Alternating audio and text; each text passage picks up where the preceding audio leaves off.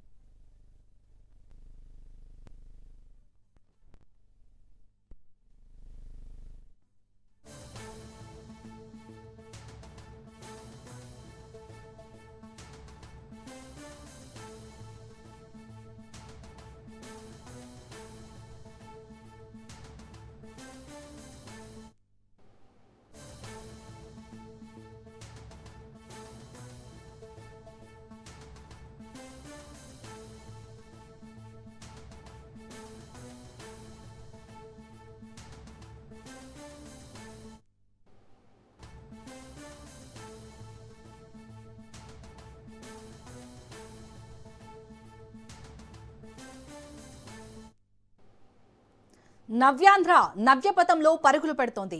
ఉత్తరాంధ్ర అభివృద్ధిలో మరో కీలక అధ్యాయం ప్రారంభం కానుంది. భోగాపురం అల్లూరి సీతారామరాజు అంతర్జాతీయ విమానాశ్రయం ప్రారంభానికి సర్వం సిద్ధమైంది. 4500 కోట్ల రూపాయల వ్యయంతో నిర్మించిన గ్రీన్ ఫీల్డ్ ఎయిర్పోర్ట్తో ఉత్తరాంధ్ర ఆర్థిక, పారిశ్రామిక, పర్యాటక రంగాల్లో జోష్ కనిపిస్తోంది.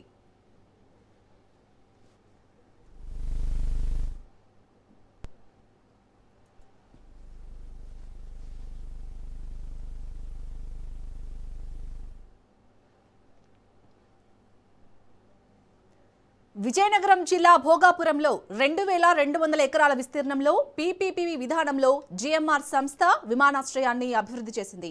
తొలి దశలోనే ఏడాదికి 60 లక్షల మంది ప్రయాణికులకు సేవలందించే సామర్థ్యంతో నిర్మించిన భోగాపురం ఎయిర్పోర్ట్ భవిష్యత్తులో దశల వారీగా విస్తరించే అవకాశం ఉంది. 1,80,00,000 మంది ప్రయాణికులకు సేవలందించేలా రూపకల్పన చేశారు నిర్వాహకులు.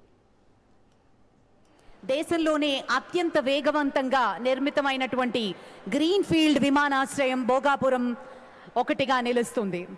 2700 ఎకరాల్లో విస్తరించినటువంటి ఈ విమానాశ్రయంలో 3800 మీటర్ల రన్వే, అలాగే బోయింగ్ 777, ఎయిర్బస్ A330 వంటి భారీ విమానాలు కూడా నిర్వహించబోతున్నారు.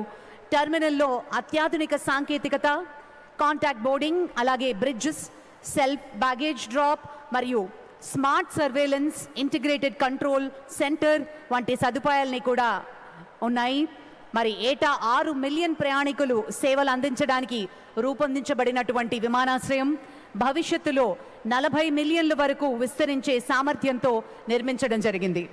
25,000 టన్నుల సామర్థ్యం గల కార్గో టెర్మినల్, కోల్డ్ చైన్ మరియు ఇతర సదుపాయాలతోటి ఆధునికంగా రూపొందించబడింది.